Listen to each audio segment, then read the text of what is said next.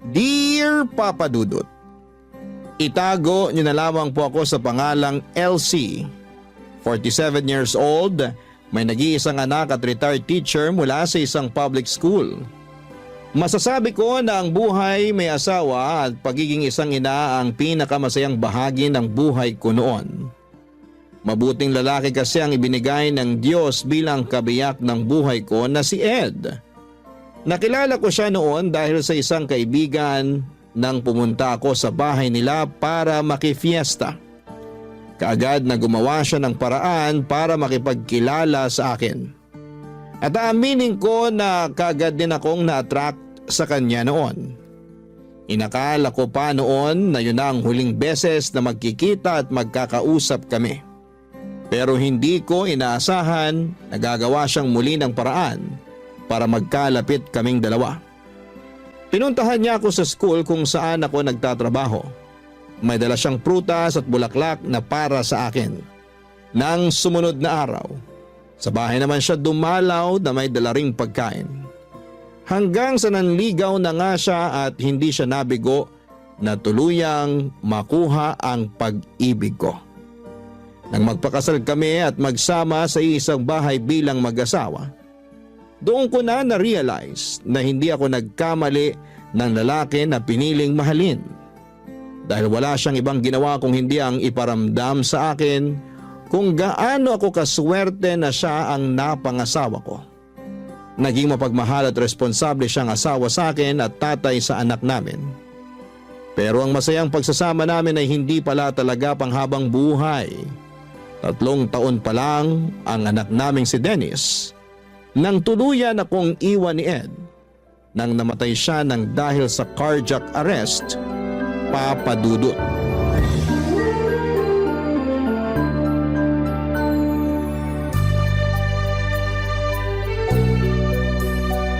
Ay, grabe. Nakakapagod maglaba kapag ganitong oras. Buti na lang hindi pa ganong mataas ang araw sa likod ng bahay. Hindi rin masyado mainit habang naglalaba ako kanina. Ano kayang pwedeng maluto para sa tanghalian namin ni Dennis? Teka, ano yung naaamoy ko? Oh, Ma, tapos na po kayong maglaba? Oo. Dineretso ko na rin ng sampay para kapag umaraw mamaya matuyo na rin na kaagad. Mukhang napagod po kayo. Sandali lang po at pupunasan ko yung pawis sa noo nyo. Eto po, malinis tong tuwalya na hawak ko. Pupunasan ko lang po ang noo nyo. Masyado po yata kayong madaming nilaban. Hindi naman masyadong marami yon kasi nakapaglaban na rin ako nung nakaraang araw lang. Sabi ko naman kasi sa inyo, bumili na tayo ng washing machine para hindi na kayo napapagod sa paglalaba. Washing machine? Sus, makakasira lang ng mga damit natin yun. Pwede naman po na kahit mga pambahay na lang ang i-washing machine nyo. Tapos yung iba, kahit i-handwash nyo na lang kung gusto nyo po. Iha-handwash ko na lang para sigurado ako na malinis ang pagkakalaba ko sa lahat ng mga damit natin. Hindi pa masisira ang mga tela nun, lalo na yung mga pang-alis mo na damit. Akin na nga yung tuwalya at ako na rin magpupunas sa pawis ko.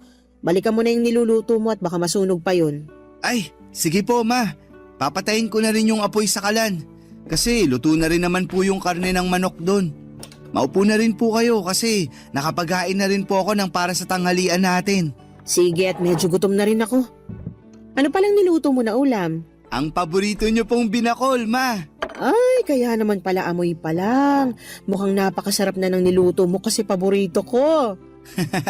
Sana nga po magustuhan nyo. Alam nyo naman po na hindi talaga ako madalas magluto. Nagulat nga ako nang may maamoy akong ulam mula sa kusina. Yung pala nagluluto ka na ng pananghalian natin. Nung makita ko kasi po kayong naglalaba kanina, naghanap na po ako ng pwedeng iluto sa ref natin. Sakto naman po ang mga ingredients na nakita ko para sa binakol na manok. Sana talaga pumasa sa inyo ang lasa ng niluto ko na yan. Eto, titikman ko na nang malaman natin kung lasang binakol ba yung niluto mo o baka mamaya lasang afritada o adobong manok pala ito. Ma, wala naman pong sarsayan na kagaya ng sa adobo o apritadang manok. Biro lang naman. Eto, titikman ko na talaga, ha? Masarap tong sinigang na manok mo, ah. Ma, binakol po yan at hindi sinigang. Pero seryoso na anak, masarap tong niluto mong binakol na manok. Talaga po, Ma? Walang halong biro? Walang halong biro. Pwede ka na ngang mag-asawa sa sobrang sarap nitong niluto mo. Asawa agad, Ma? Hindi ba pwedeng girlfriend muna? Bakit, meron na ba? Nako, mukhang meron na nga. Kung meron man, ipapakilala ko po kaagad sa inyo. Saka, wag po kayong mag-alala. Hindi ko naman po pinapabayaan ang pag-aaral ko. Alam ko naman yon. Napakatalino mo kaya. Siyempre, kanino pa ba naman ako magmamana kung hindi sa paboritong mama ko? Para namang may iba ka pang mama ha. Kumain na nga tayo habang mainit pa tong masarap na binakol na niluto mo. Papa Dudut, simple lang naman ang naging buhay ng pamilya namin noong nabubuhay pa ang asawa ko. Sa construction site, nagtatrabaho si Ed bilang foreman at ako naman ay nagpatuloy sa pagtuturo ko sa school. Nang ipinagbuntis ko si Dennis, naging masela ng kalagayan ko. Kaya kinailangan ko nang mag-resign. Gusto ko na rin sanang bumalik sa pagtatrabaho noong nakapanganak ako, pero nakiusap si Ed na mag-focus na lamang daw sana ako sa pag-aalaga ng anak namin. Pinagbigyan ko naman siya kasi nangako siya.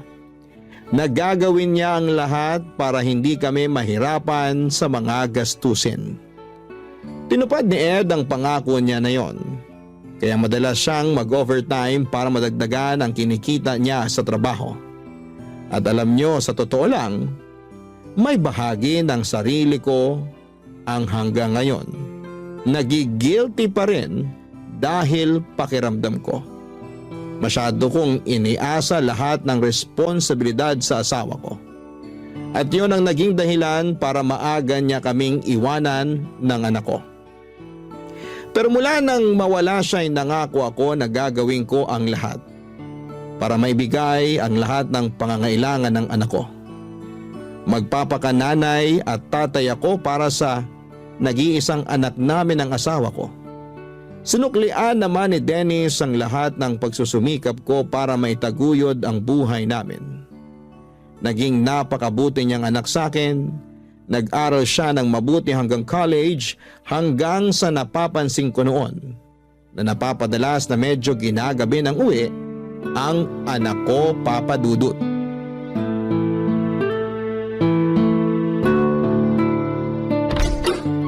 Mukhang hindi pa nakakauwi si Dennis dito sa bahay ah. Mabuksan na nga ang ilaw dito sa sala at nang makaupo muna ako sa sofa.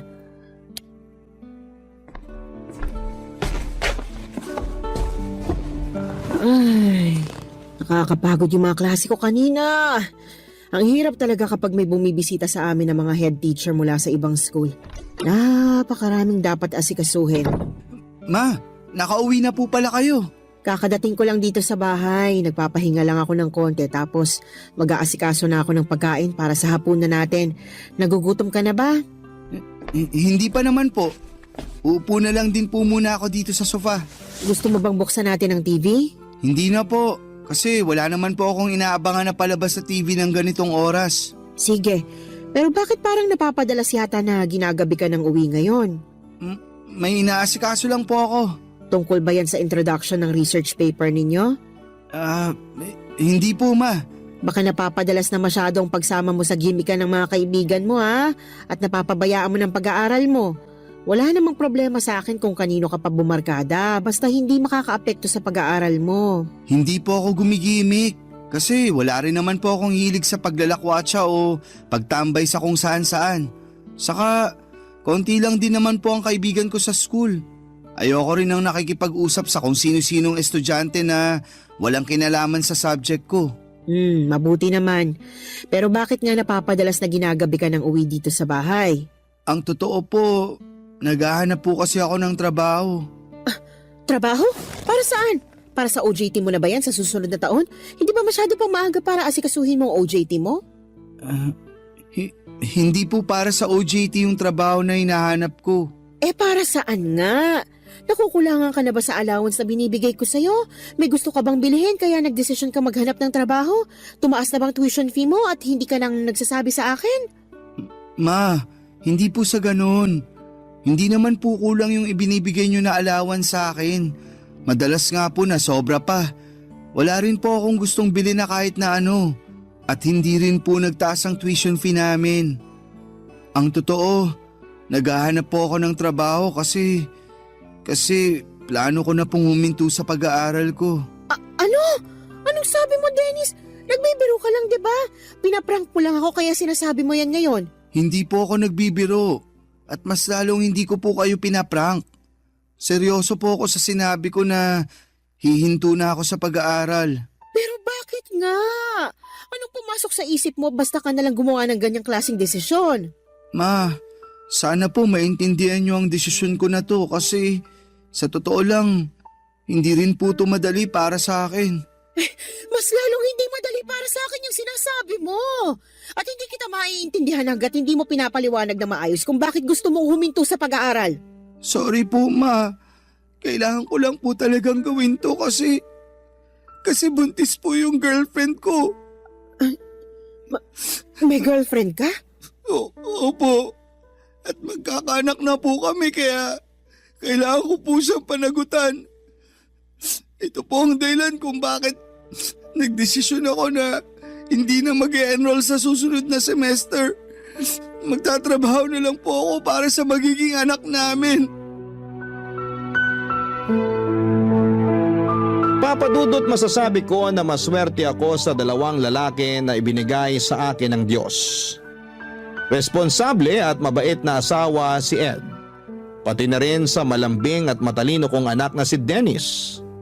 Akala ko talaga noong mawala si Ed ay hindi ko nakakayanin na magpatuloy pa sa buhay. Mula kasi nang maging mag-asawa kami, lahat ng bagay sa buhay ko ay nakaplano ng kasama si Ed. At paano ko pa susundin ang mga plano na yon kung hindi ko na makakasama ang asawa ko? Iniisip ko na lamang na kailangan ko pa ring magpakatatag para sa anak ko. Dahil ako na lang ang pwedeng asahan ni Dennis, Papa Dudut. Mabuti na lamang at lumaki talagang mabait, malambing, masunurin at matalinong bata ang anak ko. Hindi niya ako binibigyan ng sakit ng ulo at bonus na lang talagang mahusay siya sa mga klase niya. Masasabi ko rin na marami siyang namana sa tatay niya. Kasama na doon ang hilig na bumuo ng mga malalaking pangarap para sa hinaharap. Pareho din sila ni Ed na pangarap na mabigyan ako ng malaki at maayos na bahay. Ang sabi ko naman, masaya na ako sa simpleng buhay na meron ako basta kasama ang anak ko. Ang hindi ko inaasahan noon, yung malaking pagbabago na mangyayari dahil sa pagpasok ng bagong tao sa buhay namin, Papa Dudut. Barangay Love Stories. Barangay Love Stories. Papa Dudut, sa totoo lang, gusto kong magalit nang sabihin sa akin ni Dennis na nakabuntis siya ng babaeng hindi ko pa nakikilala. Hindi ako nagagalit kasi masisira o magbabago lahat ng mga plano at pangarap ni Dennis para sa akin. Yung inis at sama ng loob na nararamdaman ko ay para sa anak ko. Kasi bukod sa mga pangarap niya para sa akin ay meron din siyang sariling pangarap na alam kong magugulo ng dahil sa mga nangyari. Ang kinakasama pa ng loob ko noon ay yung desisyon niya na huminto sa pag-aaral. 1.5 taon na lang kasi at makakagraduate na dapat siya sa college. Kaya lang ay hindi ko na siya napilit pa na ituloy ang pag-aaral niya. Kahit sinabi ko na handa akong tulungan siya sa lahat ng gastusin sa college at sa magiging anak niya. Ayaw niya raw kasi na ipasa sa akin ang responsibilidad dahil sa pagkakamaling nagawa niya. Sinabi ko naman sa kanya na hindi isang pagkakamali ang makabuntis ng babae. Sadyang naging mapusok lamang sila at hindi nakalimutan na maging responsable sa mga desisyon na ginagawa nila noon, Papa Dudut.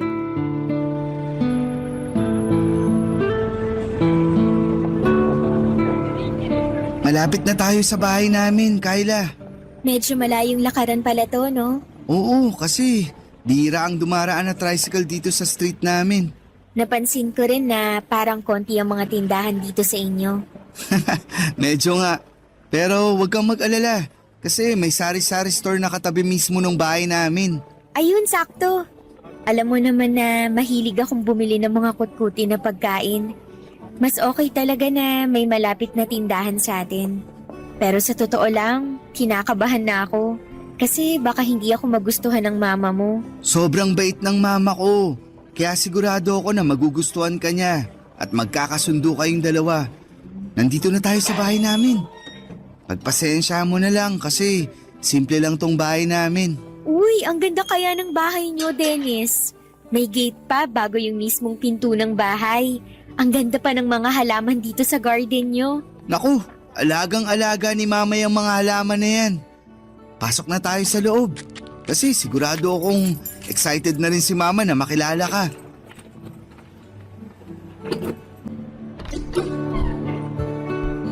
Ma, nandito na po kami ni Kyla. Mabuti naman at dumating na kayo. Sakto kasi kalalabas ko lang ng juice at turon dito sa sala para sa merienda natin. Tamang-tama po pala talaga ang dating namin. Oo, mainit-init pa nga yung turon na niluto ko. Ay, ma, si Kyla nga po pala, girlfriend ko. Kyla, si mama. Magandang hapon po, ma'am. Anong ma'am? Mama ako ni Dennis at hindi ako teacher sa bahay na ito. Mama na lang din ang itawag mo sa akin kasi hindi magtatagal. Magiging manugang na rin naman kita. Sige po, ma. Sabi sa'yo mabait si mama at maganda pa, parang ikaw. Oo nga. Maganda talaga ang mama mo, lalo na sa personal.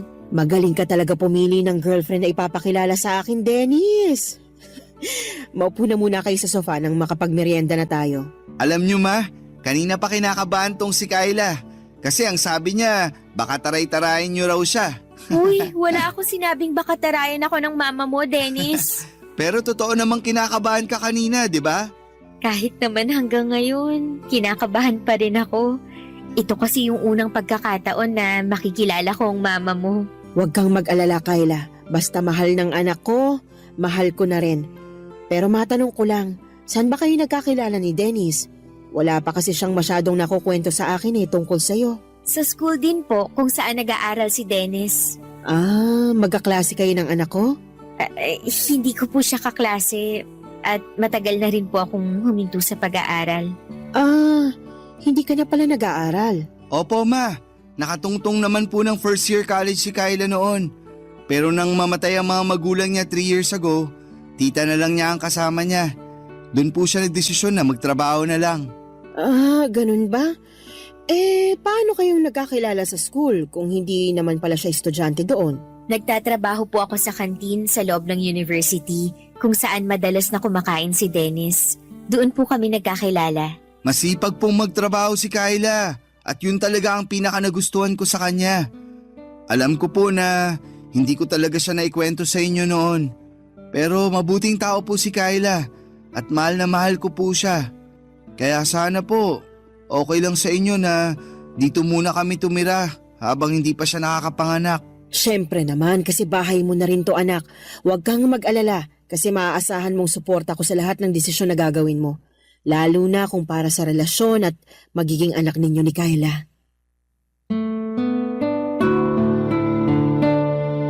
Papa Dudut, wala talaga akong alam na kahit na ano tungkol kay Kyla.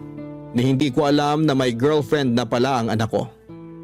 Ang akala ko noon ay nakafocus siya sa pag-aaral niya, yun pala ay may ibang tao na siyang binibigyan ng atensyon, Papa Dudut. Pero noong araw na nakilala ko naman si Kyla, ang naisip ko kaagad ay makakasundo ko siya dahil mukha siyang mabait na babae. Nalaman ko rin noon na halos 3 taon na pala ang tanda niya kay Dennis. Medyo halata nga yun nang unang beses ko siyang makita sa personal. Naisip ko pa nga na baka may ibang anak na siya dahil medyo malaki rin talaga ang katawan niya. Kahit 2 buwan pa lamang siyang buntis. Pasimple ko yon at tinanong kay Dennis sa paraan na hindi ko siya mau-offend. At sinabi naman niya na wala pang ibang anak si Kyla at sadyang may kalakihan lang din ang katawan nito, Papa Dudut.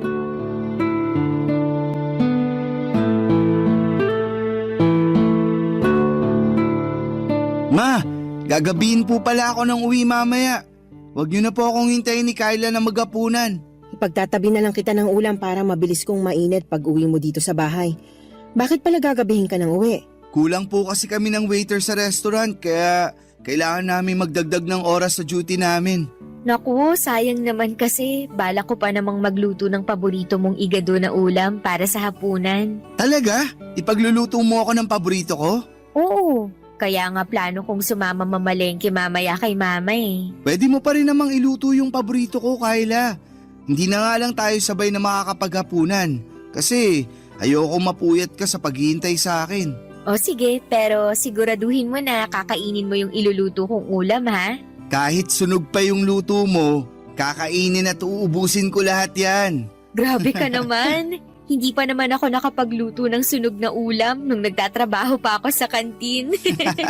Joke lang naman yun. Ikaw naman akala ko naman nakatikim ka na ng sunog na luto ng girlfriend mo. Naku ma, masarap po magluto si Kyla. Ay talaga? Opo, kasi minsan binibigyan niya pa ako ng pagkain na niluto niya sa bahay nila kapag wala siyang pasok sa kantin. Malapit lang din po kasi yung bahay ng tita ko sa university kung saan nag-aaral dati si Dennis. Kapag wala po akong trabaho, dumadaan po siya doon para saglit na dalawin ako o makipagkwentuhan sa akin. At kapag aalis na po ako, palagi na po siyang may pabaon na pagkain sa akin. Kaya pala may mga oras noon na maaga kang umaalis ng bahay natin. Akala ko may inaasikaso ka lang na para sa mga klase mo eh. Opo ma, pero never ko naman pong pinabayaan ang pag-aaral ko kahit nanliligaw pa lang ako nun kay Kyla. At kahit po boyfriend ko na si Dennis, palagi ko rin pong pinapaalala sa kanya na mag-focus sa pag-aaral niya. May isang beses lang po talaga na naging mapusok kami. Sorry po ma. Nako, huwag nyo nang isipin yun kasi hindi na natin mababago yung mga nagawa nyo noon at yung mga nangyari noon. Mas mahalaga ngayon na mag-focus tayo sa present, lalo na sa future na para sa baby ninyo. Tama po kayo. Kaya magsisipag talaga ako sa trabaho para sa pamilya na to. Teka, kailangan ko na nga rin po palang umalis kasi baka malate pa ako. O sige, mag-iingat ka anak. Opo ma, lalabas na rin po ako ng bahay. Bye po. Bye Kyla. Bye, mag-iingat ka.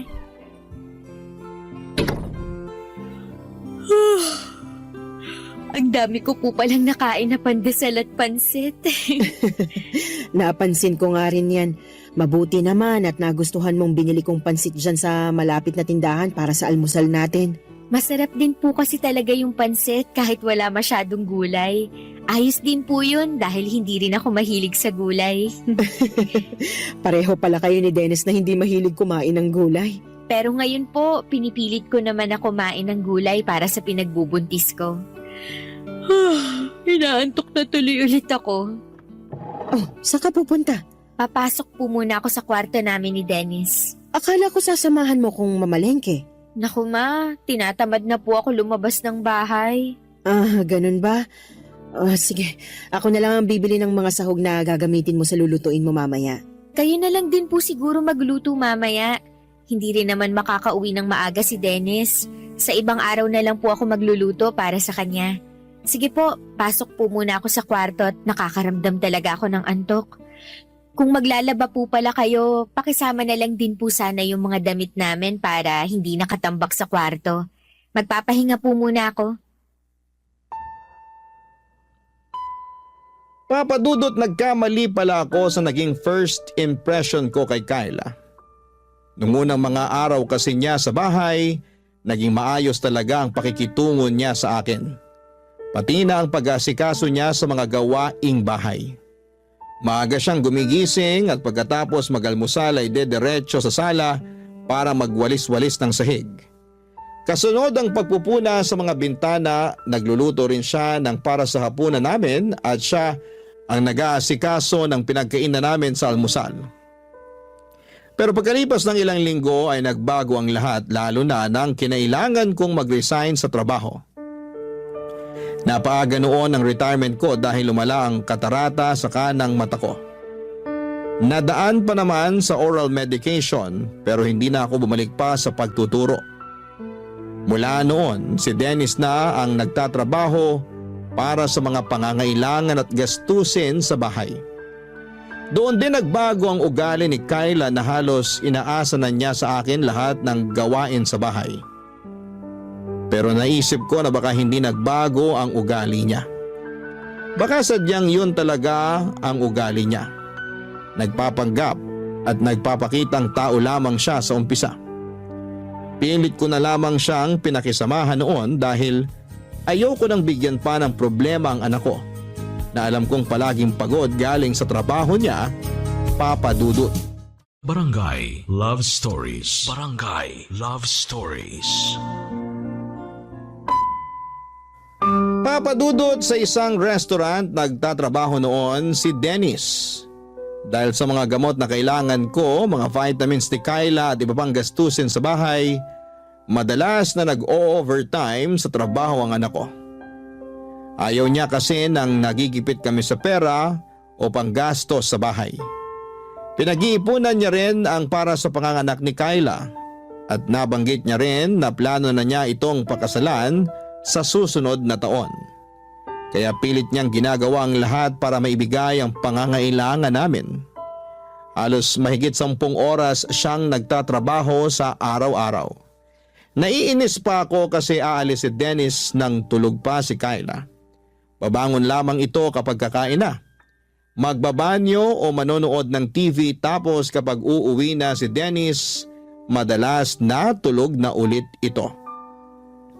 Mabuti sana talaga kung may iba itong ginawa na medyo nakakapagod sa buong maghapon.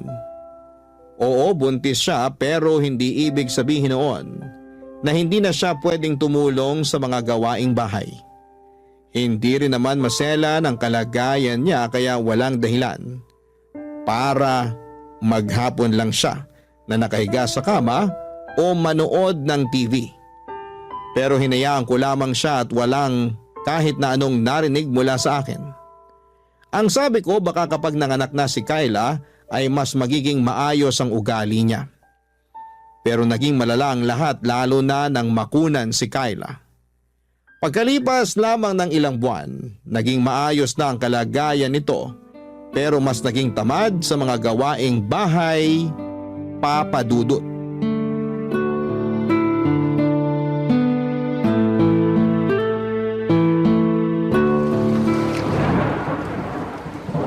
Naku, ang lakas ng ulan sa labas ng bintana kung kailan naman patapos na ako dito sa niluluto ko. Mababasa pa yung mga nilaban ko kahapon. Mapakuha ko na nga lang muna yun kay Kyla. Kyla! Kyla! Pakisilong mo na nga muna yung sinampay sa labas bago pa tuluyang mabasa ng ulan. Kyla! Naririnig mo ba ako? Ang sabi ko, pakisilong mo na yung mga sampay natin. Hindi ko na maiwan tong niluluto ko rito, Kyla. Sige po, Ma. Isisilong ko na po. Mabuti naman at lumabas na rin siya ng kwarto. Buong araw na lang siyang nakakulong doon at hindi man lang magwali sa sala. Lahat na lang ng kailangang asikasuhin dito sa bahay, ako nang gumagawa. Haluin ko na nga munang mabuti itong mga gulay. Ayan, mukhang ayos na itong niluluto ko rito. Mapatayin ang apoy sa kalan at silipin ko muna si Kyla kung nagtitiklop na ba siya ng mga sinilong na damit. Kyla, tinitiklop mo na ba yung mga sinilong mo mula sa labas? Ay, teka, nasaan ang babaeng yun? At talagang iniwanan lang dito sa sofa yung mga damit na kinuha niya mula sa sampayan? Ay, mga basa pa yung iba sa mga ito. Tapos sinama na niya sa mga to yung damit. Talaga namang magsisilong na lang ng mga damit, hindi pa inayos. Kailan mo ba aayusin ang mga Ma? kilos mo dito sa bahay na ito, Kyla? Bakit naman po hindi kayo kumakatok bago niyo binuksan yung pinto at pumasok dito sa kwarto namin? Bukas tong pinto ng kwarto nyo, kaya hindi na ako kumatok. Eh bakit po kayo nandito? Mamaya pa naman po ako kakain ng tanghalian pagdating ni Dennis. Hindi kita pinuntahan dito para sabihing nakahain ang tanghalian mo sa lamesa. Hindi ba ang sabi ko sa'yo? Isilong mo yung mga sinampay sa labas dahil umuulan na. Opo, at sinunod ko po ang utos nyo na isilong ang mga sinampay. Nilagay ko na nga po lahat sa ibabaw ng sofa. Kaya ano pa po bang kinakainis nyo dyan? Ginawa ko naman po yung inuutos nyo sa akin. Ayun na nga eh. Ginawa mo nga ang inuutos ko pero hindi mo naman inayos. Ni hindi mo malang inihiwalay yung mga tuyong damit doon sa iba, doon sa mga nabasa na sa ulan. At sana, tiniklop mo na rin yung ibang tuyo doon nang hindi nakakalat sa may sofa. Ma, ang sabi nyo kanina, Isilong ko lang ang mga yon. Wala naman po kayong sinabi na pati pala pagtitiklop, kailangan ko pang gawin. Kailangan ko pa ba talagang sabihin yun? Syempre naman po. Hindi ba pwedeng magkusa ka na lang kasi alam mo naman kung anong dapat na gawin pagkatapos isilong ang mga damit? Hindi ko naman po damit ang lahat ng yon. Yung iba po doon, damit nyo at damit ni Dennis. Kaya bakit ako pa ang magtitiklop ng mga yon? Ako lang ang naglaba? Grabe. Pagtitiklopin mo ng Ang lahat lakas ng ulan yun? sa labas. Oh, ma, ano pong ginagawa niyo dito sa kwarto namin ni Kyla? Kinakausap ko lang itong girlfriend mo. Bakit po? Ay nako Dennis, di ba kanina ko pa sinabi sa'yo na masakit ang ulo ko? Oo, nabanggit mo nga bago ako umalis kanina para kumuha ng updated police clearance ko. Ayan kasi si Mama. Inutusan pa ako na lumabas para isilong ang mga damit kanina. Naulanan ako kaya lalong sumakit ang ulo ko. Tapos ngayon, inuutusan pa ako na tiklopin ang lahat ng mga damit na sinilong ko kanina. Ma, bakit naman po kay Kyla niyo pa pinapagawa yun? Pwede naman pong ako na lang ang magtupi ng mga damit mamaya. Hindi naman kasi talaga masakit ang ulo ng girlfriend mo. Ayaw niya lang talagang kumikilos dito sa loob ng bahay natin. Ma, kanina pa po sinabi sa akin ni Kyla na hindi talaga okay ang pakiramdam niya. Basta, ako na po ang magtutupi ng mga damit mamaya. Huwag niyo na pong ipagawa yun kay Kyla para makapagpahinga na lang din po siya. Nakapagluto na po ba kayo ng para sa tanghalian natin? Oo, maghahain na ako para sabay-sabay na tayo makakain ng tanghalian. Papadudot, 7 buwan na ang ipinagbubuntis ni Kyla nang makunan siya dahil naging mahina ang puso ng baby niya. Grabe ang pagdadalamhati ng anak ko noon at halos 1 linggo ko siyang hindi makausap ng maayos. Mabuti na lang at pagkalipas ng 2 linggo mula nang mailibing ang anak ni Kyla, nakita ko na muling nagkaroon ng direksyon ng buhay niya. Nang mga panahon na yon ay madalas ko siyang nakakausap tungkol sa mga naging pagsisisi niya sa nangyari sa buhay niya. Sinabi ko na may malaking dahilan kung bakit nawala ng maaga ang anak niya. Parang yun nangyari sa akin noong maaga rin akong nabiyuda. Isa sa mga dahilan yon para mas lalo kaming maging matatag at sinabi ni Dennis na magfo-focus na lamang daw siya sa amin ni Kyla. At sa plano niya na pakasalan ito sa susunod na taon, kung ano ang pagsusumikap na ginagawa ni Dennis sa buhay ay kabaliktaran naman ang ginagawa ni Kyla sa bahay namin. Lumala ang pagiging tamad niya sa bahay at may mga oras na kapag nakikisuyo ako na tulungan niya ako sa ibang gawain, kagaya ng pagwawalis sa sala o pagluluto, palagi niya akong sinisigawan at sinasabi niya na abala ako sa pagsa-cellphone niya. At nang minsang magkasagutan pa kami ni Dennis, nang dahil sa kanya ay gusto ko talagang magalit sa anak ko dahil mas kinampihan pa nito ang babae na yon kesa sa akin ang nanay niya. Pero pilit ko na lamang na pinalampas ang lahat noon at patuloy na tiniis ang ugali ni Kyla. Pero ang isang bagay na hindi ko talaga natansya noon ay nang makita ko si Kyla na nakikipagharutan sa isang lalaki sa may mismong harapan ng gate ng bahay namin. Tinawag ko siya noon pero hindi niya ako pinansin tapos ay tinarayan pa. Hindi ako nakatiis pa kaya naman nilapitan ko sila, pinalis ko yung lalaki at pilit na pinapasok si Kyla sa loob ng bahay papadudot. Bakit niyo naman po binastos yung bisita ko, Ma? Binastos? At siya pa talaga yung nabastos? Tama ba yung ginawa niyong paghaharutan sa harap mismo ng bahay ko? Ano pong paghaharutan ang sinasabi niyo? Pinsan ko lang po yung kausap ko kanina sa may gate. Pinsan! Ang sabi mo nung nakaraan, delivery rider yon na naghahatid lang ng mga ino-order mo na kung ano-ano sa online. Oo nga po. Pinsan ko po yung delivery rider na yon. Ano na naman po ba yung iniisip niyo na hindi maganda tungkol sa akin? Hindi ako mag-iisip ng ganito kung wala akong nakikita na masamang ginagawa mo. At kailan pa po naging masama yung pakikipag-usap sa pinsan ko? Huwag mo ang binibilog ang ulo ko. Hindi lang kayo nag-uusap ng lalaki na yon. Nakita ko na hinahawakan niya ang kamay mo at hinalikan ka pa niya sa pisngi mo. Ang laswa niyo naman pong mag-isip, Ma. Ang hirap po sa inyo. Lahat na lang ng ginagawa ko dito sa bahay na to, mali sa paningin niyo. Eh, kailan ka ba gumawa ng tama? Ultimo pag-aasikaso ng mga kailangan gawin dito sa bahay, hindi mo naman ginagawa ng tama. Magpapalaba ka na nga lang ng mga damit mo, hindi mo pa ilagay sa tamang lalagyan. Pati na nga ang mga pinagkainan mo, basta mo na lang iniiwan sa lababo. Kita nyo na? Napakarami nyo naman pong issue sa akin. Kanina, yung pakikipag-usap ko sa labas ng bahay. Ngayon naman, pati ang bawat kilos ko dito sa loob ng bahay nyo, sinisita nyo na. Alam nyo, mabuti pa, magpahinga na lang ako sa kwarto namin ni Dennis. Sumasakit na naman po kasi ang ulo ko dahil sa ingay nyo. Sandali lang, Kyla. Hindi ko pa tayo na! tapos mag-usap. Bitawan nyo nga ang braso ko! Huwag mo kasi akong talikuran dahil nag-uusap pa tayo. Pwede po bang hayaan nyo na lang akong pumasok sa kwarto namin? Tapos ano, magkukulong ka na naman dyan buong araw? At lalabas ka na lang kapag kakain na? Kung may issue po kayo sa akin, si Dennis na lang po ang kausapin nyo. Papasok na po ako sa kwarto kasi ayoko na po makipagtalo sa inyo. Sabi ng hindi pa tayo tapos Nasasaktan mag-usap. na po ako! Bitiwan nyo nga po yung braso ko! Ano pong nangyayari dito? Nasa pinto pa lang ako. Naririnig ko na po ang mga sigawan nyo. Mabuti naman at umuwi ka na. Si mama kasi, kanina pa ako sinisigawan. Tapos ang higpit pa ng hawak niya sa braso ko. Tingnan mo oh. Halos magmarka na ang kamay niya sa balat ko. Ma, bakit nyo naman po sinisigawan at sinasaktan si Kyla? Hindi ko siya sinisigawan at mas lalong hindi ko siya sinasaktan. Gusto ko na kasing magpahinga, pero ayaw niya pa akong papasukin sa kwarto natin. Ano ba talagang nangyayari dito? Yang girlfriend mo kasi, nakita kong nakikipagharutan sa ibang lalaki dyan sa labas ng bahay natin. Doon pa talaga sa may gate natin.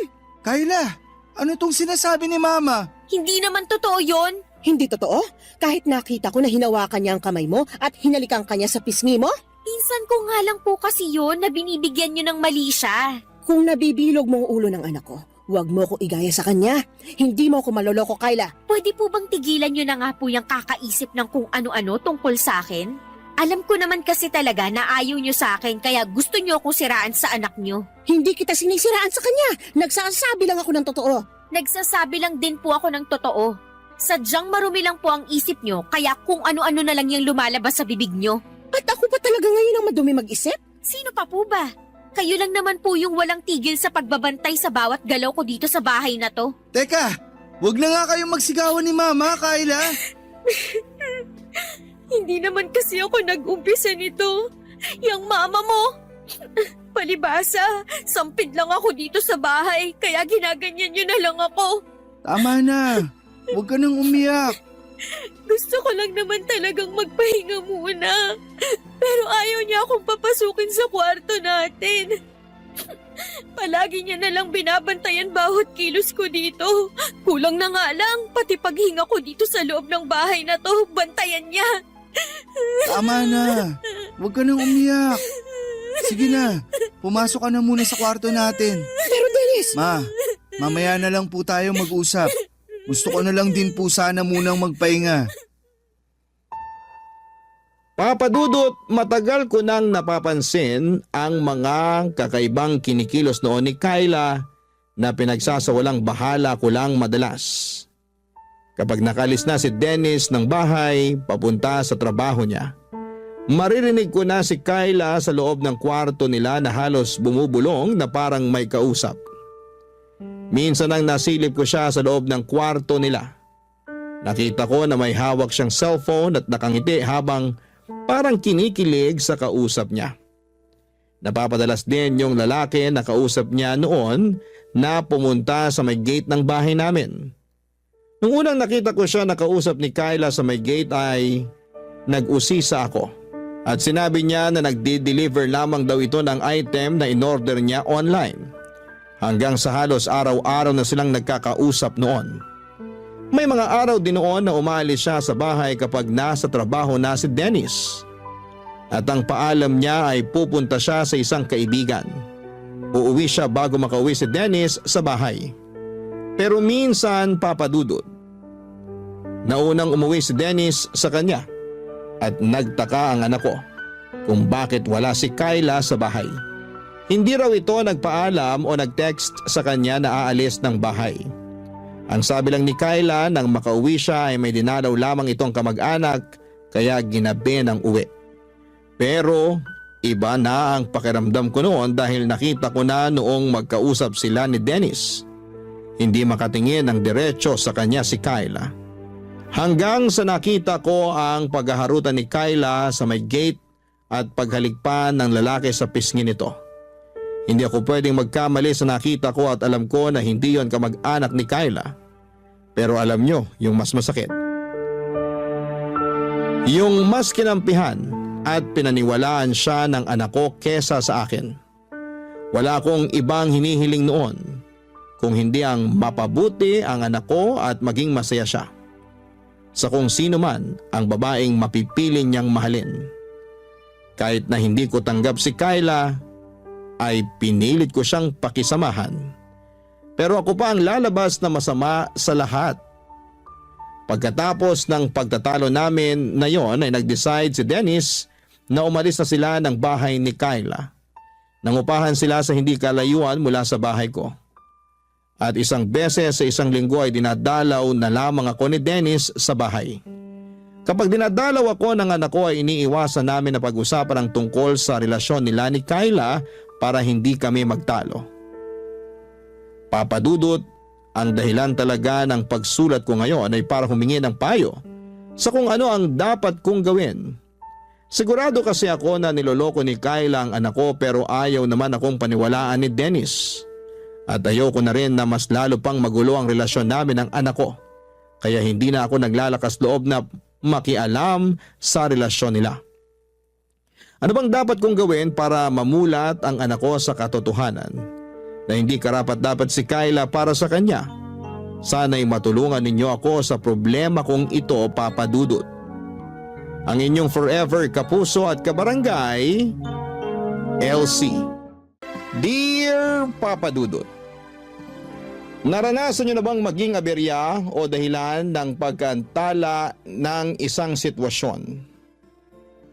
Ako kasi oo at masakit pala sa loob na maging dahilan noon.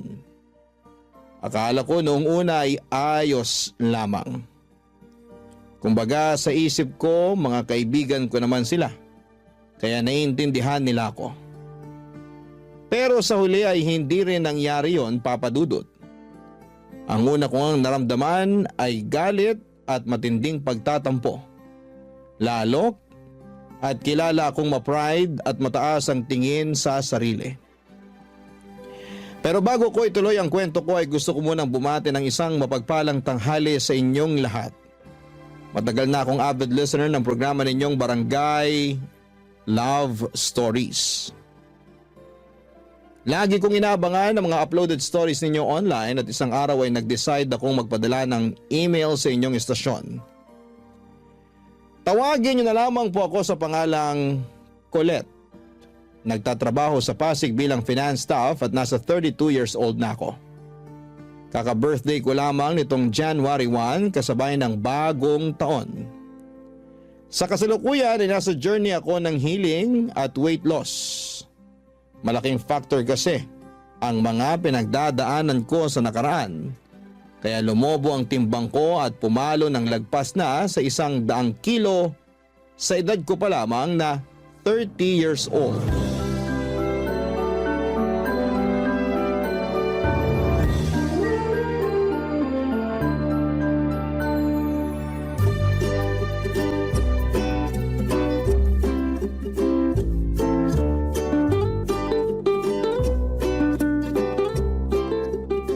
Grabe, ang dami namang masarap dito. Lalaki ba yan? Sira!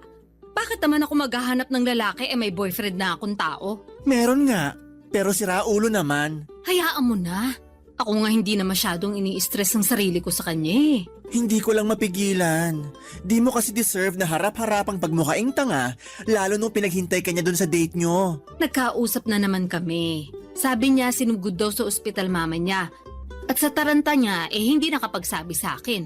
Ay, ganun ba? Oo, kaya wag ka namang gigil dun sa tao. Kumusta na raw ba mama niya? Okay naman, nakalabas na sa ospital. Inatake lang ng high blood kakakain ng maalat at matabang pagkain. Nag-birthday kasi yung ate niyang umuwi from US, kaya naghanda sila ng bongga. Sayang nga hindi ako naimbitahan kasi may seminar kami nun sa office. Nakita ko pa naman sa pictures na in-upload nila sa Facebook yung mga handa nila. Ay! May lechong baboy, crispy pata, inihaw na manok at liempo, at iba't ibang klase ng ulam. May masarsa, may masabaw, meron din pansit, spaghetti carbonara. Tapos yung mga paborito kong dessert na mango float at coffee jelly. Hala siya. O bakit? Nakakatakam naman talaga yung mga yun eh. Bigla tuloy ako nagutom. Nando na tayo. Pero papaalala ko lang sa'yo, nakakakain lang natin ng lunch. Ay talaga? Oo, duh. 1 oras pa nga lang nakakalipas. Dami ko rin nakain ha. Sarap kasi ng bulalo na niluto mo eh. Thank you. Pero hindi ako makapaniwalang 1 oras pa lang ang lumipas. Akala ko kasi 3 oras na. Grabe namang mga dragon mo na yan sa tiyan. Seryoso nga.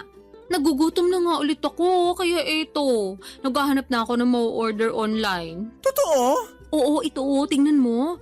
Tingnan mo. Ano kayo masarap kainin? Hala si auntie. Bakit ba? Nagugutom nga yung tao eh. Hindi naman kita pinagbabawalang kumain.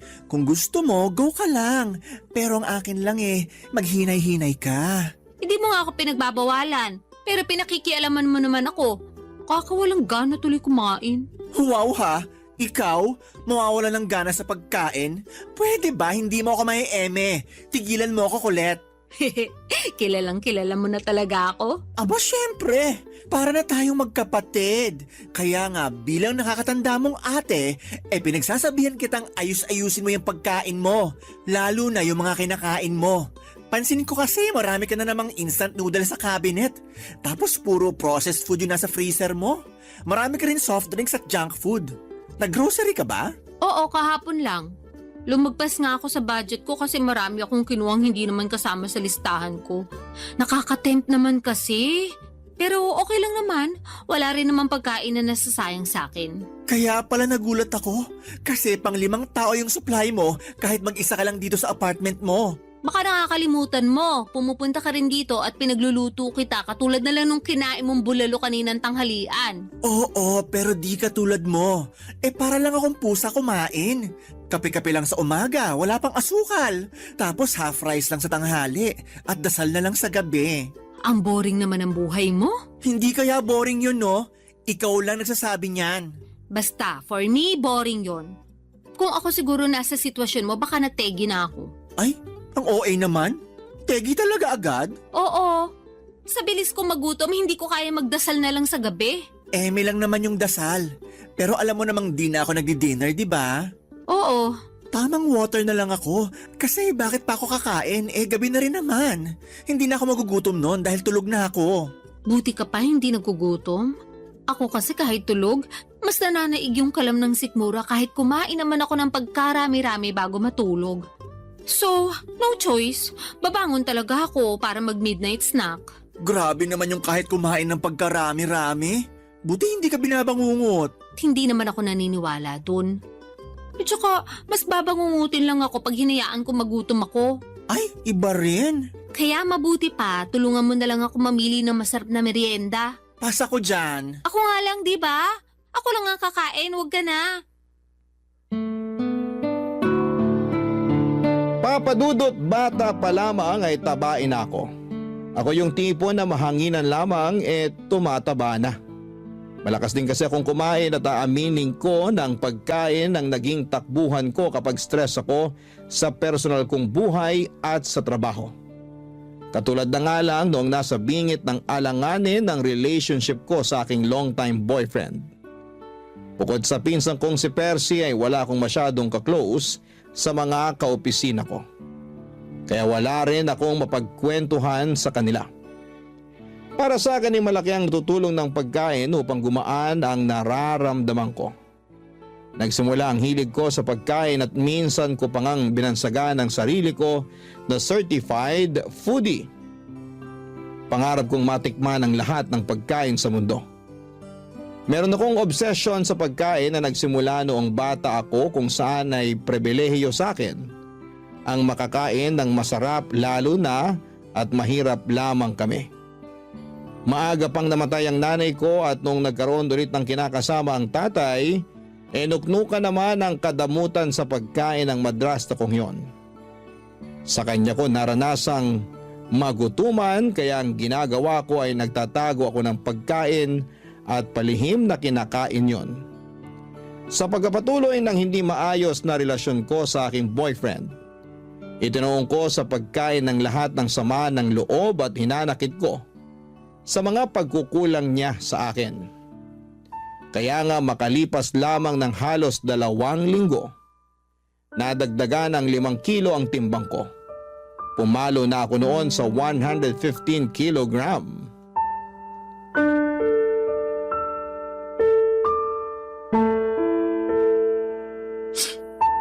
Grabe siya sa akin. Hindi ko akalain na pagsasalitaan niya ako na masasakit. Alam naman niya mataba ako eh. Lalo niya pang pinamukha yun sa akin. Napakasira ulo talaga niyang ex mo. Mabuti naman natauhan ka na't hiniwalayan mo na. Hindi naman ako yung nakipaghiwalay eh. Siya. Ay, wow ha! Oo, kasi tinapat niya na ako. Hindi na raw niya ako mahal. Hindi na raw niya nakikita ang sarili niya na pagkakasalan ako. Kaya yun, nakipag-iwalay na siya sa akin. Ang hindi ko lang maintindihan, bakit kailangan ka pa niyang pagsalitaan ng masakit? Ano ulit yung sinabi niya? Na mataba ka? Oo, baboy daw ako. Tapos nalilitan pa siya sa baboy. Kinumpara pa niya ako sa balyena. Ala, tala. Hindi naman totoo yun eh. Anong hindi totoo? Ikita mo naman tong katabaan ko, di ba? Sabi niya para raw akong balyena na may paa at paggala-gala sa lupa. Ang kapal naman talaga ng mukha ng lalaking yan, no? Kung makapagsalita, akala mo kung sinong perpektong nilalang ng Diyos. Fit lang siya, ha? Matangkad na rin, sige. Pero mukha naman siyang dugong. Grabe ka naman dun sa tao. Anong grabe doon? Totoo naman. Lapad din ang nguso niya, tapos laki rin ang mata. Kung papangitan lang naman, may ibubuga talaga siya. Isama mo pa yung ugali niya, aba, may kalalagyan talaga siya sa impyerno. Doon, katabi ng trono ni Satanas. Pero ayun nga, hindi pa rin ako makapaniwala na ipagpapalit niya ako sa iba dahil lang sa pagiging mataba ako. Bakit nagulat ka pa? Alam mo namang sira ulo na talaga yung ex mo simula pa lang nung mahuli mo nagloko. Akala ko kasi magbabago pa siya nung humingi ng tawad sa akin eh. May pasabi-sabi pa na ako raw talaga yung mahal niya. At hindi niya kaya mabuhay na wala ako. Natukso lang daw siya, bla bla bla bla. Lokohin niya, lelang niya.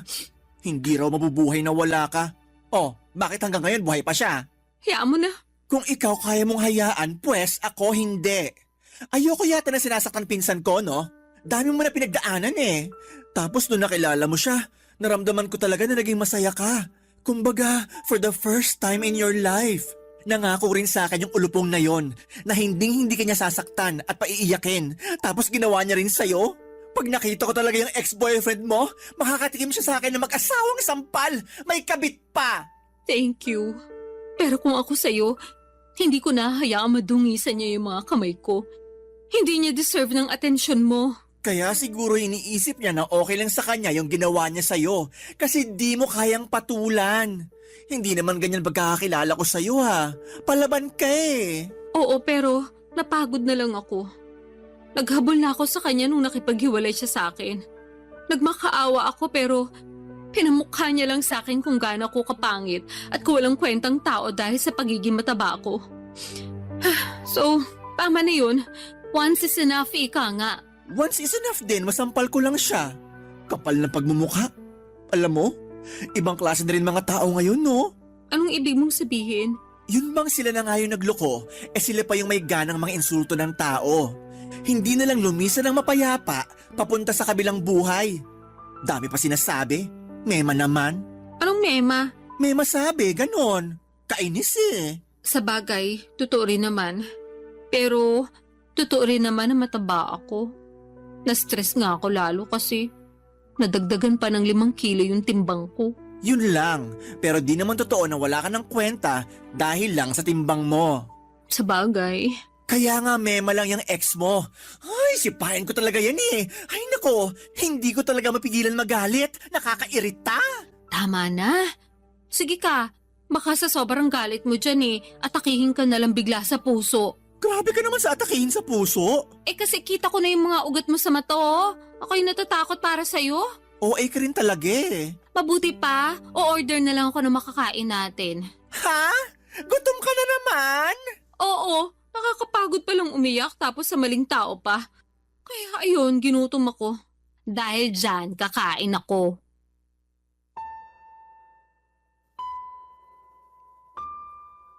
Papa Dudut, sobrang sakit maloko ng taong pinakamamahal mo.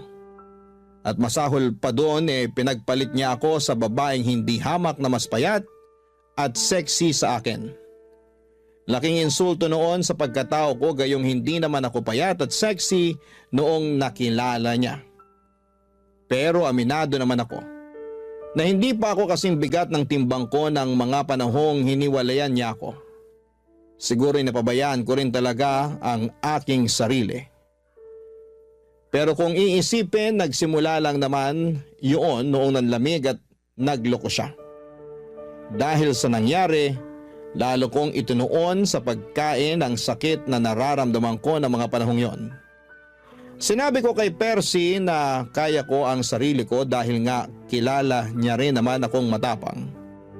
Totoo naman na matapang ako at palaban. Marami na akong masasakit na pangyayari sa buhay na nalagpasan ng mag-isa.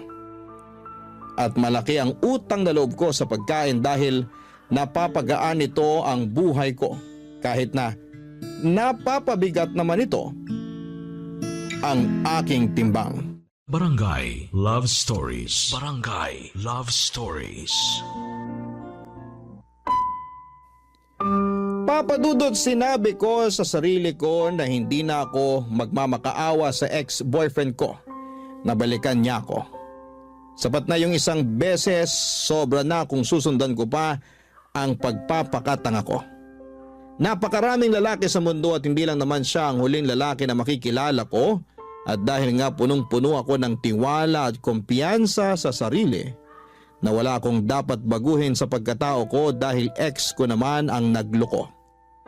Hindi ko pinakinggan ang sinabi sa akin ni Percy na magdahan-dahan sa pagkain dahil baka lalong madagdagan ang timbang ko. Alam ko naman na concern lamang siya sa kapakanan ko at hindi yon sa pinagbabawalan niya akong kumain.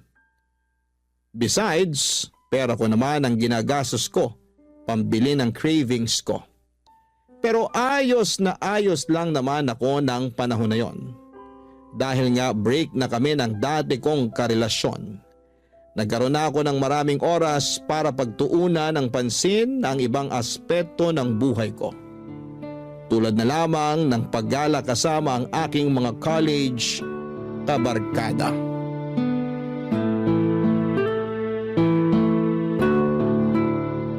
O eto, pasalubong ko sa'yo. Wow, keychain! Thank you! Matadagdagan na naman ang koleksyon ko.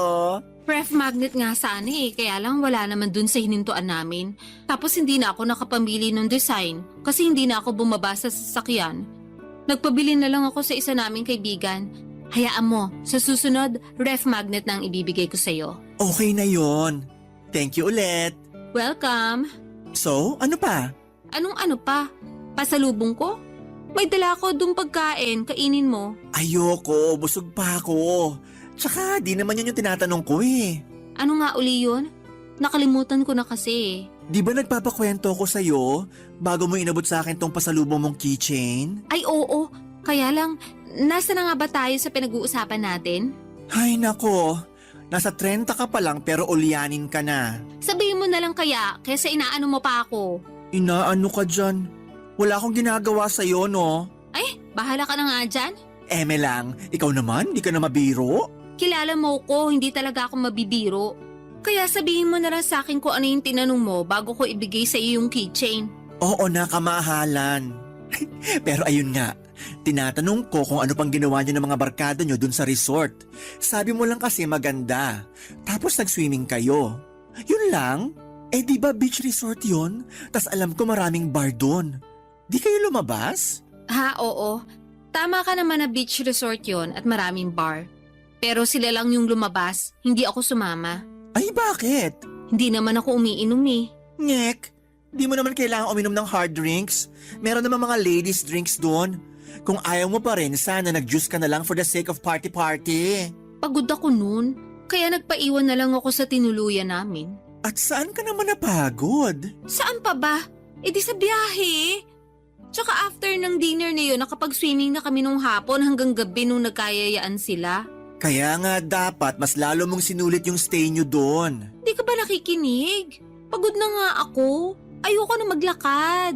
Feeling ko hindi ko na kayang humakbang that time. Ay, ang OA talaga? O hindi OA yun na. Sinasabi ko sa'yo, pagod ako. Oo na. OA, kaya natulog ka na lang pag alis nila. Actually, pag alis nila, nagpunta ako sa malapit na restaurant para kumain. Grabe, ang sarap pala ng pagkain nila doon. Medyo pricey nga lang pero sulit na sulit. 10 out of 10, babalikan! Wow! Wala nang energy para sumama sa mga kaibigan, pero may energy pumunta sa malapit na restaurant at kumain. Ano namang masama doon? Kumain lang naman ako. Naubos ko rin kaya yung order ko. Wala akong sinayang na pagkain, no? Hindi ka naman talaga marunong magsayang ng pagkain. Ay oo naman. Marami kayang nagugutom ngayon at yung magutuman ang pinaka-iyokong pakiramdam sa mundo. Alam ko naman yon, kaya sige, move on na tayo. Hindi ako makakapag-move on sa sarap ng mga in-order kong pagkain. Parang ang naiwan pa sa dila ko until now. Nalalasahan ko pa. Baka naman di ka lang nag-toothbrush ha? Napakabaliw mo talaga. Eme lang. Oh, ano pa? Anong ano pa? Kinabukasan, ano pang ginawa nyo? Wala naman. Swimming lang ulit pero sa beach na kami nun. Wow, nakakamiss din mag-beach. Sakto lang. Kasi nilamig na ako agad kaya umahon na ako. Tapos nag-sunbathing ako since tirik naman yung araw. Then may dumaan na naglalako ng ice cream na avocado flavor. Ayun, napabili tuloy ako. Wow, ibang klase. Nilamig, tapos nag-ice cream. Oo, alam mo namang paborito ko yung avocado, di ba? So, hindi ko matanggihan. Naka-4 na apa nga ako. Uy, buti hindi sumamachan mo. Hindi naman. Bakit? Grabe naman yung 4. Tiba-tiba si Manong sa'yo for sure. Hayaan mo na. Basta ako nag-enjoy sa ice cream ko. Parang wala ka namang ibang ginawa doon kundi kumain. Actually, tama ka. Kumain lang ako ng kumain. Ang susarap kasi ng mga pagkain doon. Tsaka naisip ko, hindi naman kami lagi nandun Kaya dapat sulitin ko na. Papa Dudut, masaya talaga ako na makasama sa out of town at beach trip namin ng mga college friends ko. Matagal na rin kasi nila akong niyayaya kaya lang ay nasa circle namin yung guy na palaging pinagseselosan ng ex-boyfriend ko noon. Nakwento ko kasi sa kanya na naging crush ako noong kaibigan kong yon pero hindi ko naman ito tipo. Binasted ko pa nga noong nagtapat saktong graduation namin. At matagal na yon, bago pa kami nagkakilala ng ex ko. Pero patuloy pa rin niyang pinagseselosan yon hanggang sa pinag-awayan na namin ang pagsama ko sa mga gala ng barkada ko. Hindi nagtagal ay nagka-jowa rin naman ang kaibigan namin yon at nauna pa ngang kinasal sa amin. Pero patuloy pa rin siyang pinagseselosan ng boyfriend ko kaya ako na mismo ang umiwas sa mga yaya ng barkada ko. Nagtampo pa nga sila sa akin pero pinaliwanag ko naman ang panig ko, Papa Dudut. Sa huli nauunawaan naman nila at narespeto ang kahilingan ko. At dahil nga wala naman akong kaklose sa mga kaopisina ko ay hindi rin ako nakakagala o nakakalabas. Masasabi ko na malaking bagay sa healing journey ko ang mga travel namin. Pangarap ko rin kasing makarating sa iba't ibang panig ng Pilipinas, lalo na at kumikita na ako ng pera at wala pa naman akong sariling pamilya. Kaso aminado ako, na sa tuwing gumagala kami mabilis akong mapagod at hapuin. Kahit nga ilang minutong paglalakad hinihingal na ako. Kaya mas gusto ko na lamang na magstay sa hotel at kumain. Bagay na sa tingin ko ay unti-unting kinainisan sa akin ang mga barkada ko. Kaya nga kinuwento ko yon kay Percy at ang solusyon niya ay simulan ko na raw ang Oplan Balik Alindog program. Bilang unang hakbang ay nag-enroll ako sa gym kung saan ay matagal na siyang miyembro, Papa Dudut.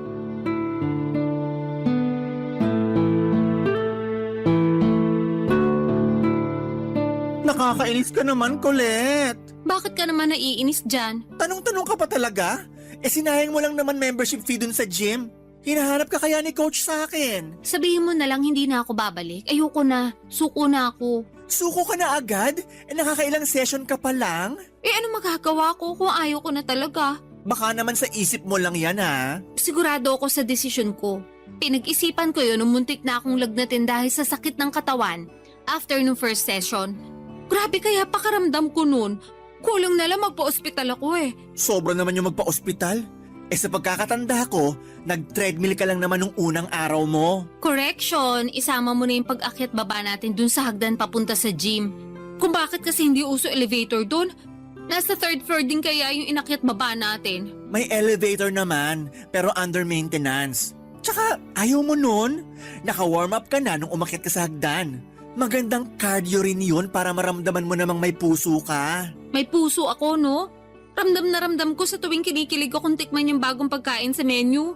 Yan, dyan ka magaling sa pagkain. Ano namang masama doon? May batas ba na nagbabawal akong kumain? Walang batas at hindi masama. Bakit kasi ganyan ang tono mo? Para mo na rin sinabing wala akong karapatang kumain. Hindi naman ganyan punto ko. Ang akin lang, nagpatulong ka sa akin para makapagbawas ng timbang, di ba? Kesyo dami mo nang nararamdaman sa katawan mo at gusto mo namang makasabay sa trip ng mga kaibigan mo. So ako naman, sige, tinulungan kita. Pero bago yon, tinanong muna kita kung talagang desidido ka na magbawas ng timbang. Sabi mo, oo. Kaya nga nag-enroll tayo sa gym, di ba? Oh, makalipas lang ng ilang session, ayaw mo na? Ano na lang gagawin mo sa buhay mo para mabawasan timbang mo? Hindi ko alam. Parang ayoko na nga mabawasan ng timbang kasi okay naman ako. Anong okay? Paano ka naging okay? Medyo hassle nga lang pag nagko-commute, pero wala namang karapatang mang-discriminate yung mga driver porke mataba ako. Irereklamo ko talaga sila, sige. O sige, ando na tayo. Pero paano na lang yung overall health mo? Yung katawan mo, hindi lang sa labas kundi sa loob. Sabi mo, mabilis kang hingalin, di ba? Oo, kaya nga sinabi ko sa sarili ko na iiwasan ko na lang yung mga bagay na hihingalin lang ako. Hindi ganun yun. Ano bang pinagsasasabi mo dyan? Hindi mo iiwasan. Dapat solusyonan mo. Ganun yun. Yang hingal mo, resulta yan ng hindi mo pag-e-exercise at sobrang pagkain. Dinamay mo na naman yung mga pagkain ko. Wala naman sa yung ginagawa yung mga pagkain. Tsaka mas hinihingal nga ako sa pag-e-exercise. Kulang na nga lang lumaylag dila ako nung nagte-treadmill ako. Tapos yung machine na parang umaakit ka sa hagdan. Stair climber? Oo, yun nga. Grabe, tagapawis ko dun ah. Ewan ko ba, umakit na nga ako ng hagdan na hanggang third floor tapos pagkaganunin pa ako ni coach. Ano yun? Naglolokohan na lang ba kami? Hiyang-hiya naman sa'yo si coach. Palitan mo na kaya siya, no? Pag pinalitan ko siya, sigurado magsasara ang gym kasi papalitan ko ng restaurant business. Mas marami kita ko doon for sure. Alam mo, ewan ko sa'yo. Kinain ka na ng sistema. Hindi sistema ang kumain sa akin. Tsaka nagsasabi lang naman ako ng totoo. Hindi naman ako masaya sa pagpunta ng gym na yan eh. Sakit ang katawan ng inabot ko. Alam mo kung saan ako masaya? Oo, parang alam ko na kung saan. Sa pagkain? Tama! Ay, pag kumakain ako, parang nakalutang sa alapaapa mga paa ko. Lalo na syempre kapag masarap yung kinakain ko. Tsaka mas nai-enjoy ko yun. Mas nagiging masaya ako. Delusional ka lang. Akala ko ba walang masama sa pagkain? Wala nga. Pero yung pagiging matakaw mo sa pagkain, yun ang masama. Sobra ka naman. Hindi ako magsasorry. Duwag. Mabuti pa, order na lang ako ng merienda. Ay nako. Bagay talaga sa yung pangalan mong Colette. Masyado kang makulit. Sa totoo lang, Papa Dudut, mabibilang sa daliri ko sa kamay kung ilang beses lamang akong pumunta sa gym na pina-enrollan sa akin ni Percy. 1, 2 o 3 lang yata, tapos ay ayoko na. Totoo naman na sayang yung pera na binayad ko sa membership fee, pero hindi na lamang ako nang hinayang doon dahil ayoko na. Suko na ako. Unang session pa lamang namin ay sobrang sakit na ng katawan ko. Halos hindi na ako makakilos na para bang akala ko ay mamamatay na ako ng mga panahong yon. Pero dahil sinabi ng pinsan ko na normal lang naman daw yon, nagpatuloy pa ako ng ilang session pa. Kaya lang ay hindi ko talaga kaya, Papa Dudut. Ako pa naman yung klase ng tao na hindi nagtitiis kapag nasasaktan na. Well, siguro ay nagawa kong tiisin yung pagiging unfaithful sa akin ng damukol kong ex-boyfriend. Pero pinangako ko sa aking sarili na yun na ang huling bagay na titiisin ko. Kaya kahit naiinis sa akin si Percy dahil sa hindi ko pagiging desidido na magpapayat ay wala na akong pakialam pa.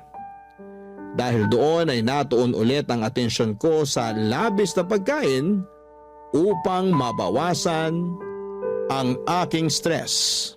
Barangay Love Stories. Barangay Love Stories.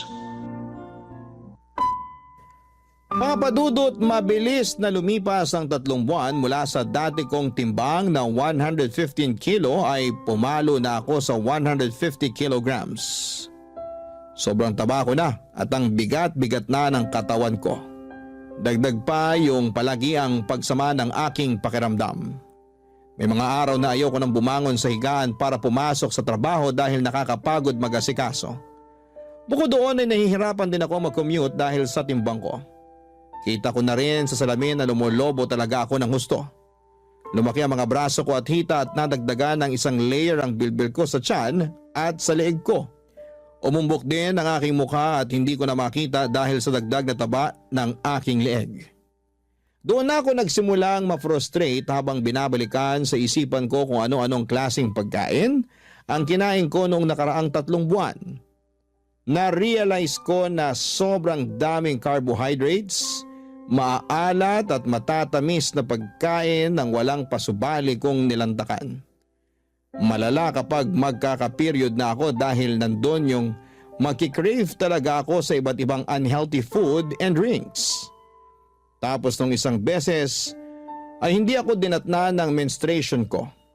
Akala ko'y delay lang pero dahil praning ako ay nagpakonsulta na ako sa isang OB gynecologist.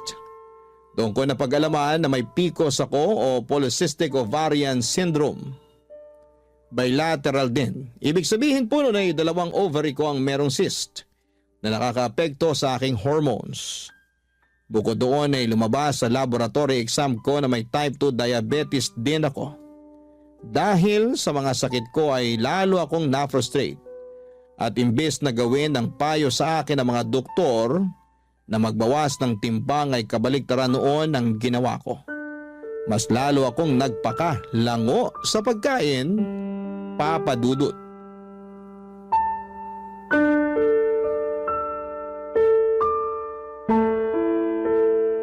Bakit ang daming balat ng chichirya at bote ng mga soft drinks sa sahig mo? Pati dun sa kusina, meron ka pang iniinit na ewan ko kung ano sa microwave. Ano ba yun, ha? Ah, yun ba? Tirang spaghetti yun. Ilang araw na sa ref ko kaya ininit ko na. Yun lang trip kong kainin ngayon eh. Pwede bang makisuyo? Pakikuha pagtapos ng initin. Hirap na kasi akong tumayo eh. Akala ko ba wala kang ganang kumain dahil may sakit ka? Kaya nga ako pumunta rito sa apartment mo kahit na naiinis pa rin ako sa'yo. Thank you. Pero naisip ko ayoko magpatalo sa sakit ko. Kaya kakain pa rin ako. Kinain mo rin ba yung lahat-lahat ng mga chichirya na yan? Tsaka ikaw din uminom ng mga soft drinks na yan? Oo. Wala naman akong kasama dito eh. Ako lang. Kulit naman. Ano? Sisermonan mo na naman ako kasi kumain ako ng unhealthy food. O sige, kung hindi ako kakain, baka lalo ako magkasakit niyan. Yang mga pagkain na kinakain mo, yung dahilan kaya ka nagkakasakit. Pero sa mga pagkain na yan lang naman ako nagiging masaya. At least kapag kumakain ako, nabubusog ako. At saka yung mga pagkain na yan hindi nang iiwan. Hindi katulad ng mga barkada ko. Ayaw na nila akong isama sa mga gala nila. Ha? Bakit daw? Kasi pabigat lang daw ako. Literal ha? Tapos aberya. KJ din daw ako at mareklamo lalo na sa mga gusto nilang gawin at puntahan. Kasalanan ko ba yun? Mabilis ako mapagod. Tapos baka hindi paligtas sa akin yung mga trip nilang gawin. Alam naman nilang mataba ako. Pinipilit ka ba nilang gawin yung mga ayaw mo? Hindi naman. Pero ramdam ko yung disappointment nila sa akin. May isa pa nga na nagsabi na sana hindi na lang ako sumama kung magstay lang din daw ako sa hotel. Sobra naman. Pero totoo rin naman eh. Nakakapanghinayang naman talaga. Lalo bihira lang kayo pumunta dun sa lugar. Kaya dapat sulitin nyo na. Sinusulit ko naman kaya nga kinakain ko lahat ng pwede kong kainin. Kaya lang hindi nila yun maintindihan. Palibhasa, hindi sila ang nasa posisyon ko. Alam mo, gusto kitang kampihan kasi pinsan kita. Pero may point din naman yung mga barkada mo. Siguro nga mas mabuti pa na hindi ka na nila isama. Kesa naman ganun palagi yung tingin nila sa'yo. Yun bang pabigat tsaka aberya? Kasi masakit din naman sa part mo yun. Pero yun nga, di ko rin sila masisisi. Hindi mo ba talaga nakikita na dapat may baguhin ka rin sa sarili mo? Di na muna para sa iba. Kahit sa sarili mo na lang. Alam ko namang meron pero hindi ko alam kung paano mag-uumpisa. At saka natatakot ako na baka huli na ang lahat lalo na meron na akong nararamdaman sa katawan ko. Nakapagpa-check up ka na ba? Oo, sa OB-gynecologist at saka sa endocrinologist. May PCOS ako at saka type 2 diabetes. Mataas din ang creatinine ko at saka blood pressure. Santisima! Bata-bata mo pa pero napakarami mo ng sakit. Kaya nga eh, Kailan ka pa ba nagpa-check up? last week lang. Bakit ngayon mo lang sinabi sa akin? Nahihiya ako sa iyo eh. At saka natatakot ako na baka sabihin mo kasalanan ko rin naman kaya nangyari sa akin to. Naaalala ko kasi na sinabi mo masama ang pagiging matakaw. Oo, pero kailangan mo nang makakaramay. Lalo na sa sitwasyon mong yan. Okay lang naman ako. Karamay ko naman yung mga pagkain. Alam mo, hindi tama yan. Baka lalo ka lang mapasama sa ginagawa mong yan eh. Tsaka di ka naman pinagbabawalang kumain. Pero sana piliin mo naman yung mga pagkain na papapasukin mo sa katawan mo. Nahihirapan ako. Hindi ko alam kung paano ko magsisimula. Pakiramdam ko pag hindi ako nakakakain ng mga pagkain kinasanayan ko, mamamatay ako. Alam mo ba yung pakiramdam na yun? Ang hirap. Hirap na ako magkontrol. Mas gusto ko nalang mamatay para matapos na itong mga nararamdaman ko. Gaga, alam mo namang hindi yan ang solusyon, di ba? Huwag ka munang mamatay. Marami pa tayong lugar na pupuntahan pag gumaling ka na. Please lang, huwag ganyan ang isipin mo. Ewan ko. Nawawala na ako ng pag-asa na magbabago pa ang buhay ko. Papadudot mga bata pa lamang ay close na kami ni Percy. Dahil solong anak lamang ako at wala rin namang kapatid sa tatay at madrasta ko. Ang pinsang kong yon ang tumatayong nakatatandang kapatid sa akin. Hindi naman nagkakalayo ang edad namin, 2 taon lang ang tanda niya. Marami na kaming pinagsamahan at malaki talaga ang naitutulong niya sa buhay ko. Lalo na sa pag-encourage sa akin na magbawas ng timbang. Kaya nga kahit sinesermonan niya ako ng mga panahong yon ay thankful pa rin ako sa kanya dahil mas nauunawaan ko ang mga pagkukulang ko. Hindi lang sa ibang tao kundi lalong-lalo na sa aking sarili. Matapos ang pag-uusap namin yon ni Percy ay nagbalik tanaw ako sa aking nakaraan. Bumalik ako sa mga panahong nagsimula akong magkaroon ng unhealthy relationship sa pagkain. Alam ko kasi na walang kasalanan ng mga kinakain ko sa kondisyon ko dahil ako mismo ang nawala ng kontrol. Pero naniniwala din ako na hindi pa naman huli ang lahat lalo na kung desidido akong magbagong buhay. Kaya nga noong 2024 lang ay pinatapos ko muna lahat ng mga handaan bago ko pangatawanan ang New Year's resolution kong magpapayat ng tuluyan. Bilang unang hakbang, nagbawas ako ng kinakain lalo na yung unhealthy katulad ng junk food, soft drinks at sugary treats. Sobrang hirap. Lalo na at umabot na ako sa puntong naglalaway ako, makakita lamang ako ng mga paborito kong pagkain. Pero sa tulong ni Percy at ng aking dietitian ay kinaya ko naman. Sunod kong binawasan ay ang mga consumption food ng carbohydrates Ang mga halimbawa noon ay kanin, tinapay at mga pasta.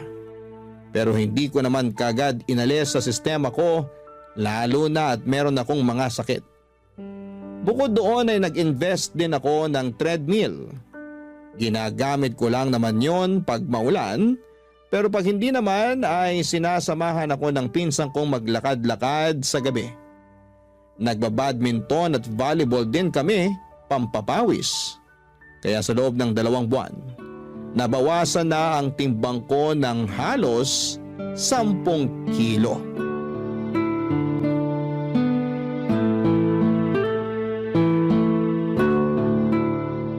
Ang intense nung double match natin dun sa 2 foreigner. Oo nga, parang professional. Ayun, talo tuloy tayo. Hayaan mo na, at least mga gwapo naman sila. Kuota mga mata ko sa silay. Sa bagay, ako rin naman. Gusto ko yung kumukorte talaga yung mga abs sa damit kasi pawis na pawis. Ay, sinabi mo pa. Pero speaking of pawis, grabe pawis ko dun sa laro natin Tagaktak! Ako nga hingal na hingal eh. Kulang na lang lumaylay dila ako sa court para pa akong hahapuin ng wala sa oras. Pero wala naman akong hika Mabuti naman. Kinabahan ako sa'yo eh. Nahalata ko nga sa reaksyon ng mukha mo. Kaya sinabi ko, Santissima, maawa naman sa'yo. Dami mo nang nararamdaman. Huwag na sana dumagdag pa yan. hindi naman siguro. At saka alam mo ba pakiramdam ko, unti-unti nang gumagaling ang katawan ko.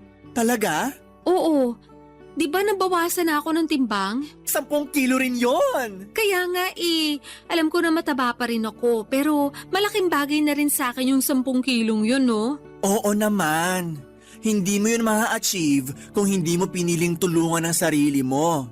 Baka nga imbis na makapagbawas ka ng ganun madagdagan pa ng 10 kilo yung timbang mo kung nagpatuloy ka lang sa pagkain. Kaya nga nangihinaya lang ako kasi ngayon ko lang na-realize ang importansya ng pangangalaga sa kalusugan sa pamamagitan ng pagkain ng tama. Nahihiya ako sa sarili ko dahil hinayaan kong tumaba ako ng ganito.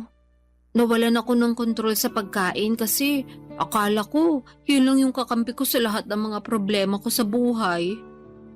Ay, sa totoo lang, nahihirapan pa rin akong disiplinahin ang sarili ko. May mga araw na okay lang, magaan, na itatawid yung araw, pero meron na mabigat talaga. Paanong mabigat? Yung bang hindi ko mapigilang umiyak kasi nabitin ako sa pagkain na kinain ko. Na gusto ko pang kumain ng marami, pero alam kong hindi naman pwede. Nararamdaman ko yun lalo kapag magkakaroon na ako. Alam mo na, hirap maging babae. Nakaka-relate ako dyan. O bakit? May matres ka rin? Charot lang. Pero gusto ko lang din sabihin na proud ako sa'yo. Talaga? Kahit na mabagal yung progress ko? Hindi naman mabagal progress mo. Alalahanin mong nasa 2 buwan ka pa lang. Tsaka, oo, proud ako sa'yo. Kasi sinubukan mo mag-diet para sa kapakanan mo. Hindi lang para sumeksi ka, kundi para gumaling ka na rin. Naniniwala ako, pagkain din na makakatulong sa'yo para bumuti pakiramdam mo. Pero syempre, yung tamang pagkain ang tinutukoy ko Tapos samahan mo pa ng exercise at inumin yung mga gamot na reseta sa'yo. Palung-palo ka na. Totoo rin naman. Nang pinagpapawisan kasi ako at nakapagbawas ng timbang gumaan talaga ang pakiramdam ko as in. Pakiramdam ko nga ibang tao na ako. Gumanda rin yung skin ko at saka mahimbing na rin yung tulog ko. Umayos din yung tingin ko sa buhay. Kung dati madalas ako mawala ng pag-asa, ngayon alam kong may magandang bukas na naghihintay sa akin pag nagpatuloy at nagtiyaga ako sa ginagawa ko. Ganyan nga. Kaya proud talaga ako sa iyo Alam ko na hindi madali pero kinakaya mo. Grabe, bilib na bilib ako sa iyo. Pinagmamalaki kita. Thank you. Pero kung tutuusin, hindi ko naman to magagawa kundi dahil sa'yo. Ikaw yung nandyan para tumulong sa akin kahit na maraming beses ako naging pasaway. Siyempre, parang kapatid na turing ko sa iyo. Mahal kita kahit na nung una pasaway ka. Pero mas mahal kita ngayon dahil minamahal mo na ang sarili mo. Salamat ulit. Walang anuman. O basta nandito lang ako para sumuporta sa'yo. Sasamahan kita sa paggaling mo. Kalmahan mo lang din kasi yung pagtaba nga inaabot ng ilang taon, pagpayat pa kaya. Yan din kasi yung pangunahing rason ng karamihan kaya sila nadadapa sa pagbabawas ng timbang. Yun bang minamadali nilang resulta? Wala namang buto na pag tinanim mo ngayon, tutubo na bukas. Sipag, tiyaga, disiplina at consistency ang kailangan para ma-achieve mo yung mabuti at magandang resulta para sa sarili mo. Papadudot, malayo pa pero malayo na rin naman ako. Sa kasalukuyan ay nasa 95 kilograms na lamang ako. Patuloy ang mga bagay na ginagawa ko para mabawasan ang timbang ko. Pero hindi lang ako doon nakafocus dahil ang pangunahing dahilan ko talaga ay gumaling ako. Maraming mabubuting bagay ang dulot ng pagbaba ng timbang sa akin. Mas naging aktibo na rin po ako sa iba't ibang bagay at sports. Hindi na rin ako madalas hapuin at higit sa lahat ay natutuhan kong kumain ng tama at masustansya na naaayon sa kailangan ng aking katawan. Hindi ko pa na-achieve ang goal weight ko, pero hindi ako susuko lalo na ngayon na mas mahal ko na ang aking sarili. Sabi nga nila kapag maayos ang tingin mo sa iyong sarili ay naapektuhan noon hindi lang ang iyong pananaw, kundi maging ang relasyon mo sa mga bagay at tao na nasa paligid mo. Bilang nasa paglalakbay pa ako ng paggaling at pagbabawas ng timbang, sinama ko na rin po sa bucket list ko ang makapag-counseling upang ipakonsulta ang mga karanasan ko na naging dahilan para maging obsessed ako sa pagkain. Yun din kasi ang sabi ng dietitian ko. Sadyang ako lang yung hindi pa handa ng mga panahong yon. Maraming salamat po, Papa Dudut, sakaling mapili po ninyong i-area ang sulat ko sa programang Barangay Love Stories. Malaking bagay na makapagbigay ako ng inspirasyon sa ating mga kabarangay. Susulat ako ulit para mag-update sa latest kong timbang at kung sakali na makahanap na rin po ako ng panibagong pag-ibig. God bless po sa inyong istasyon and more power pa. Ang inyong forever kapuso at kabarangay, Colette.